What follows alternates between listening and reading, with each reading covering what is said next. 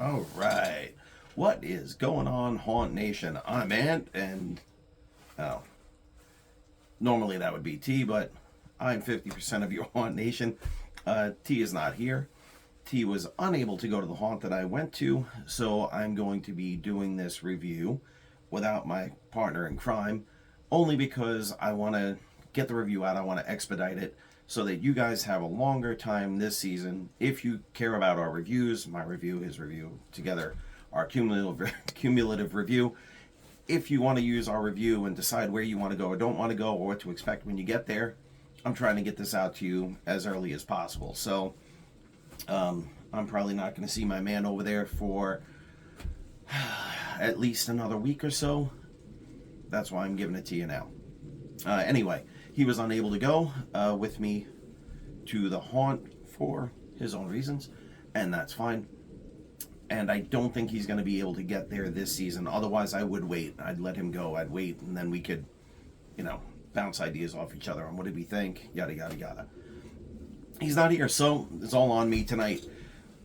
Today's review is for the Hotel of Horror and Altered Nightmares in Saylorsburg, Pennsylvania for the 2022 season. That's something I've been neglecting to do. And I think it's really important that we tell you what season it's for. So if you look at old videos, you're not confused between something that happened a few years ago and something that's going on now.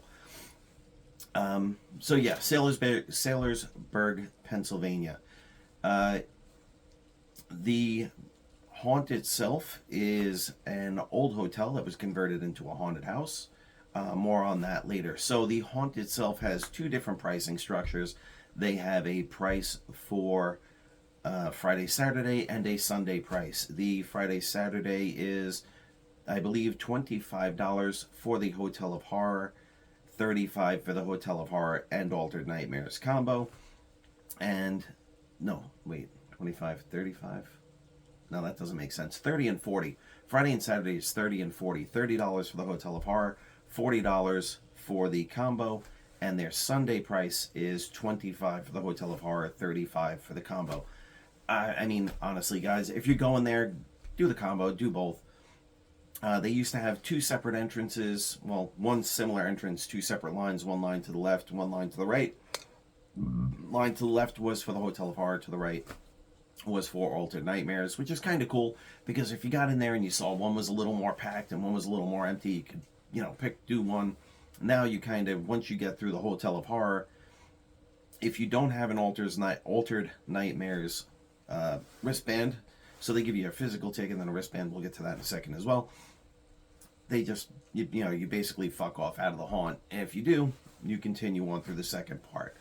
So, anyway, so they do offer online ticketing. The online ticketing does have a fee.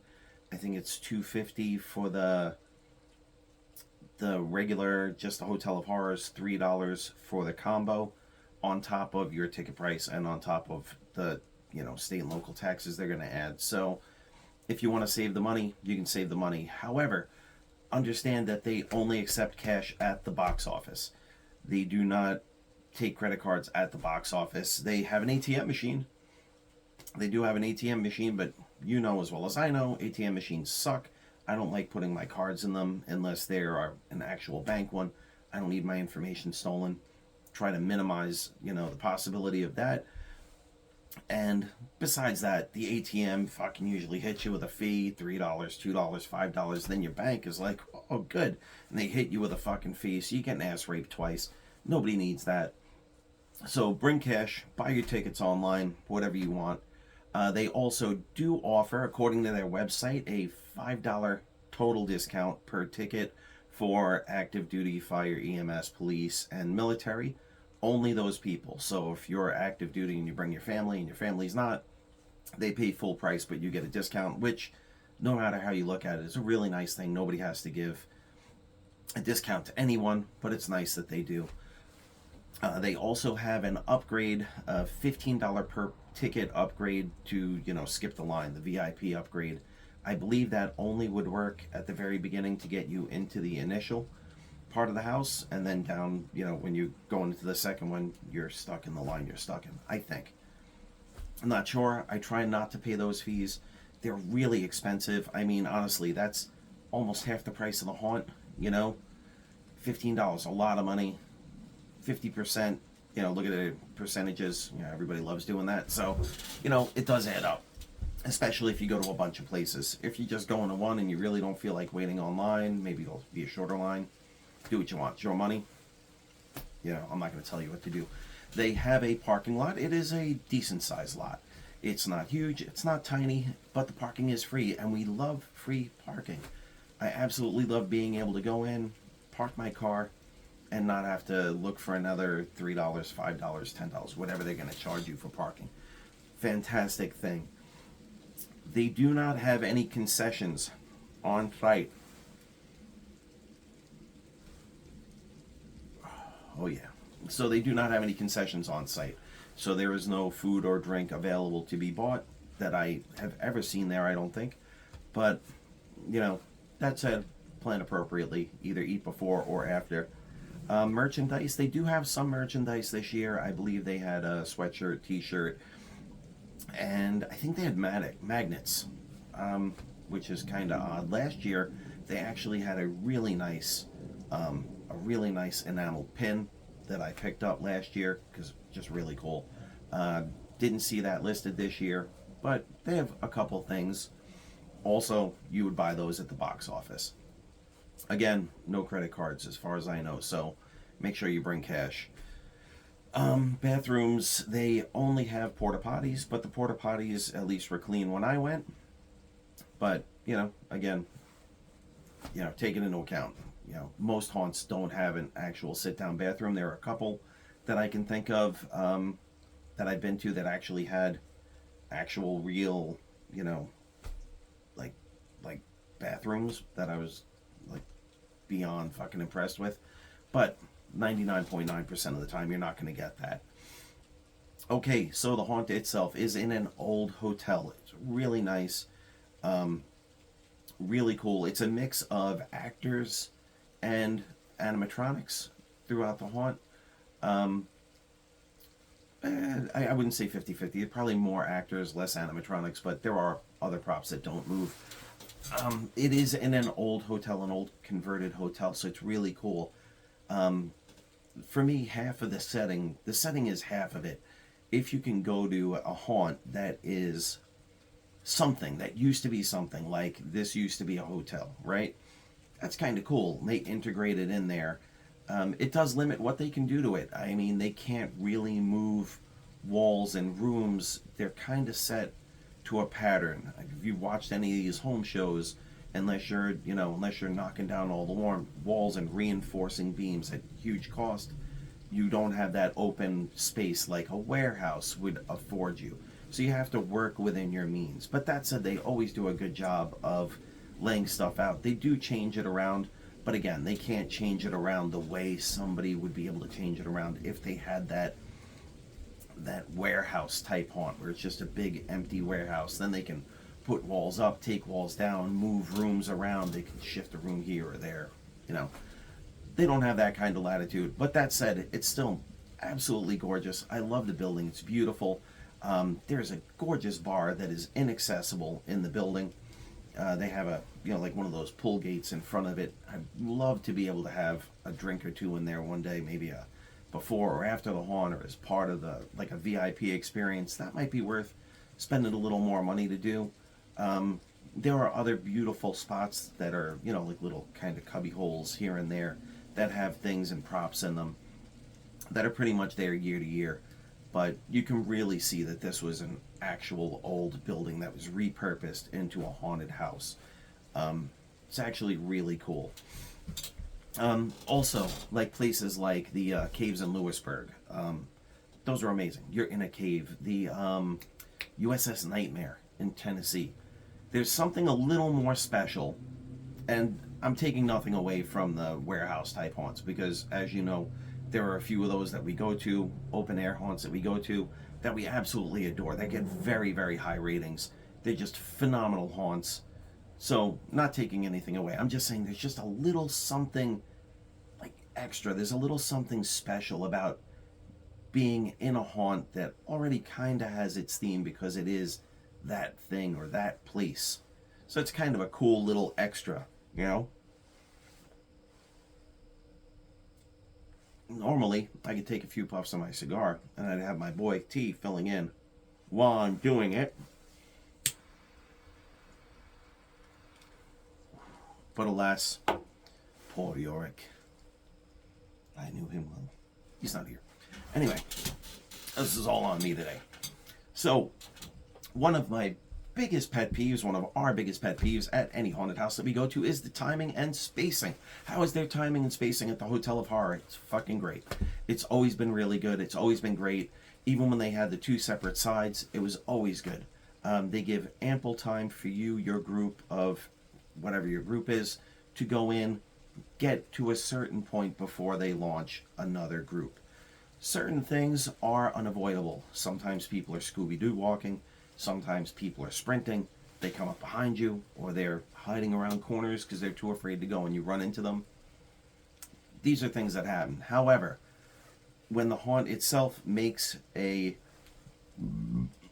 gotta go to Moe's.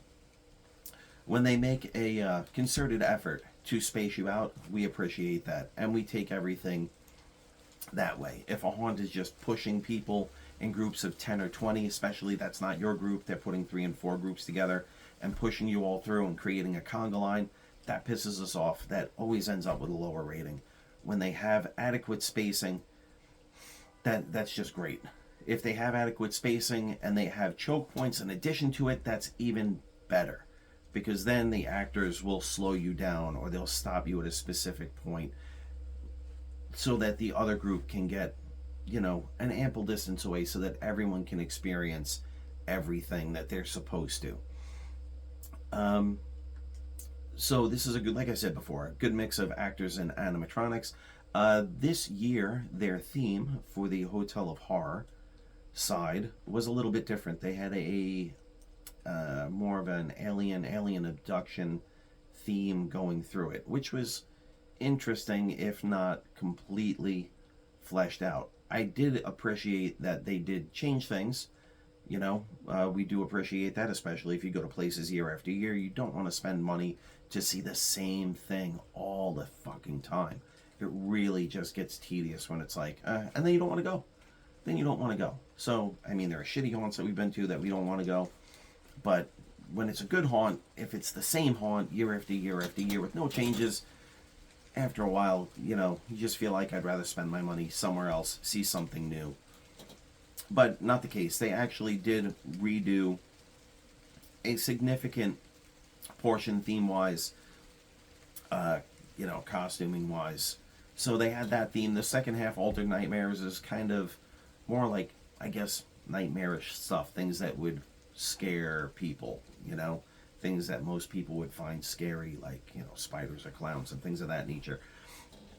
But the first half, they did change stuff, but it wasn't, I don't feel like it was fully fleshed out. It felt like halfway through the Hotel of Horror, they kind of lost track of the theme that they were going for and like went back to what Hotel of Horror was. Now, did they not have enough money or time to redo it the way they wanted to? I don't know.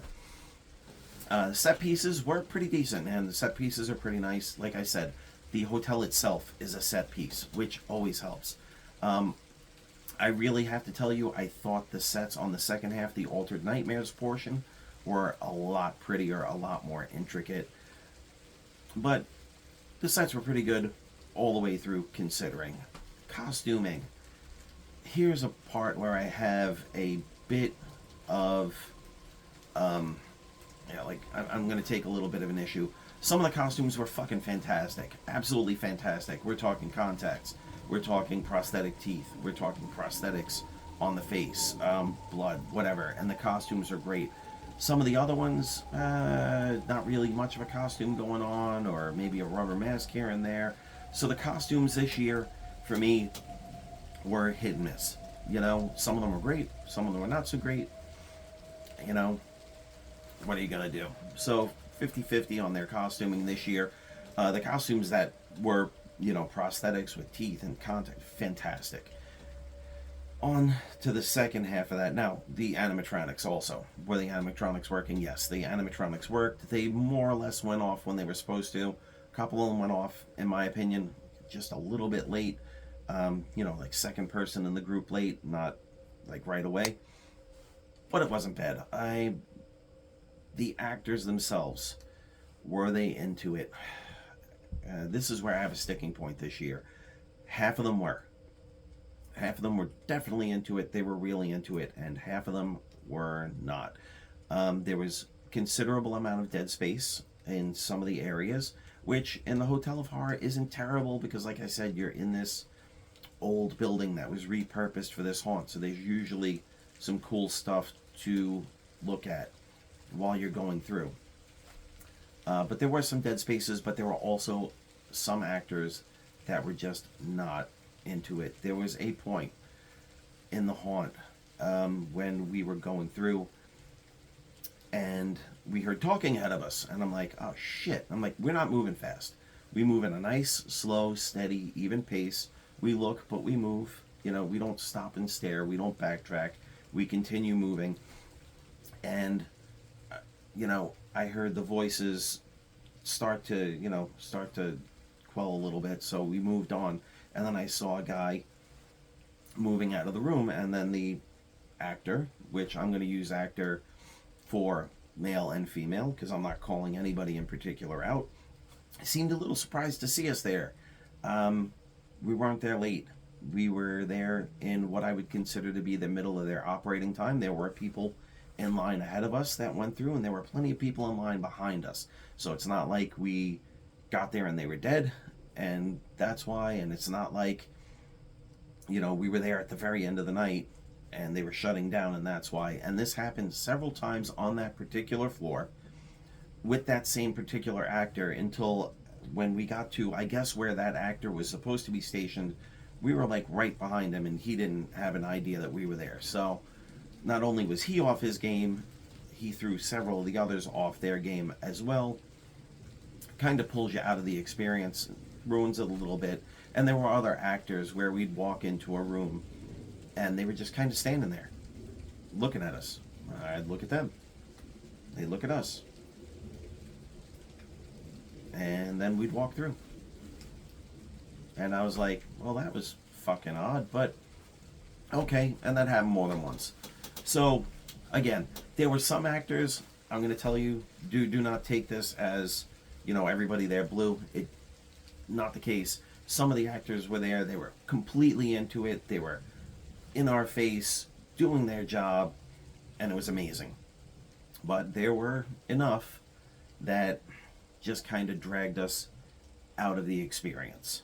And that's what it's about, man. Haunted houses are about the experience, right? For me, I don't really get scared at all. Every once in a while, I'll get startled if somebody gives me a good jump scare. There was one actor in particular that was on top of something that jumped down in front of me, gave me a little bit of a start. Kudos to him. It doesn't happen all that often, and it was awesome. But for the most part, it's not a thing that happens. So I'm there for the experience, as are you, everybody, right? So, what did I like? I mean, look, the hotel is the hotel. It's beautiful. The set pieces are great. It's a nice long haunt. It's 3 floors. All right, so if you're really not good at going up and down stairs, you may want to pick a different haunt. Just know that you've got 3 floors to navigate through. What didn't I like? I told you. I thought the theme really wasn't all put together in the first half, the Hotel of Horror half. It was a little wishy-washy at some points. And, I don't know.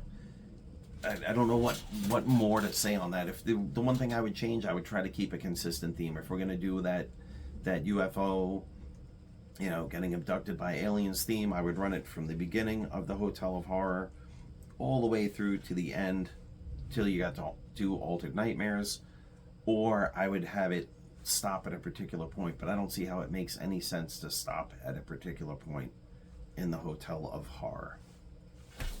you know.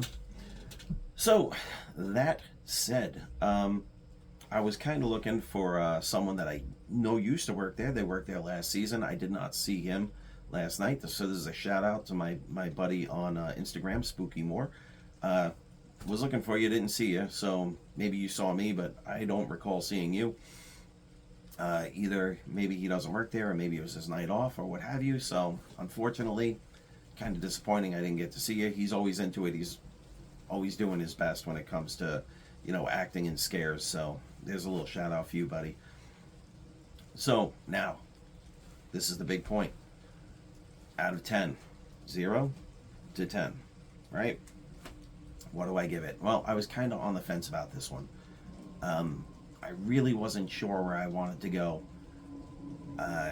Even the person that was with me yesterday expressed that it was not as good as last season. They were a little bit disappointed in it this season as compared to last season. This also wasn't their opening weekend. This is their second weekend opening. Not that I'm going to give anybody any real leeway for that. You should be as good on your first day as you are on your last day. You should always be on your A game, especially when you only have a 6 to 8 week season.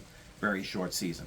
If you went to see, The Lion King or Phantom of the Opera and the fucking guy shit the bed on the actors shit the bed on the opening night, or they shit the bed on the closing night, you wouldn't be happy, right? You went there to get that performance, and as actors, they should be giving you that performance. Anyway, that said, a little bit disappointed. I was on the fence, but I'm going to have to go with a 6.5 this year. I was torn between a 6.5 and a 7, and I just don't think that they got to the 7 rating, especially considering that we gave 13th Hour a 7.5. I don't think that they're just that much below the 7.5 I gave 13th Hour in Wharton. I think they were quite a bit lower, especially considering the problems that I saw that night. So it is what it is. So that is going to be it. It is going to be a 6.5 this year for the 2022 season at Hotel of Horror and Altered Nightmares in Saylorsburg, Pennsylvania. It is not a bad haunt by any means. A 5 is average. A 6.5 is still above average. Definitely well worth going to. You may have a better experience than I did. You may not. You may have a worse experience. If you do, leave it in the comments in the video if you're on the Facebook page or on the Instagram page. And no, not the Instagram page, the YouTube page. You can look for us on YouTube, Haunt Nation on YouTube. We are on Instagram. We don't really put the videos there. We put them on the Facebook page. And who knows, at some point, maybe this will be a podcast, and then you can just hear the wonderful, angelic sound of our voices, or my voice, if I'm doing this by myself. Anyway, until next time, everybody, keep haunting, and we'll see you.